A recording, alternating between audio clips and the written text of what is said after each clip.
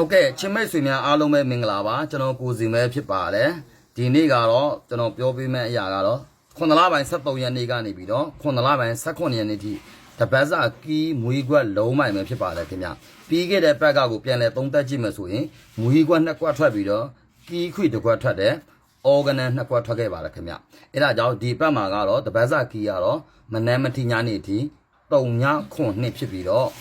2ရက်အတွင်း4ချိန်မှာအနည်းဆုံး1ချိန်လာပေးရမယ်လုံးမိုင်တစ်လုံးတွေကတော့3ညပဲဖြစ်ပါတယ်ခင်ဗျနော်ပြီးလို့ရှိရင်မွေးခွက်3ခွက်ကတော့10ချိန်အတွက်ပါအားလုံး10ချိန်အတွက်ပါထပ်ထိုးရမလားဆိုတော့မမေးပါနဲ့10ချိန်အတွက်ပြောပြမှာပါ10ချိန်လုံးမှမိတ်ဆွေတို့ဆန္ဒရှိမှဆော့ပါ2 9 9 3ည9 5ဖြစ်ပါတယ်နော်10ချိန်အတွက်ပါနော်အဲ့ဒါကြောင့်ကျွန်တော်ဇေဒနာနဲ့ပြောပြတဲ့အတွက်အားလုံးပဲအမှားမှန်လက်ခံမှာယူစီခြင်းပါတယ်ခင်ဗျကျွန်တော်ကိုစင်ပါအားလုံးကိုအရင်ချစ်တယ်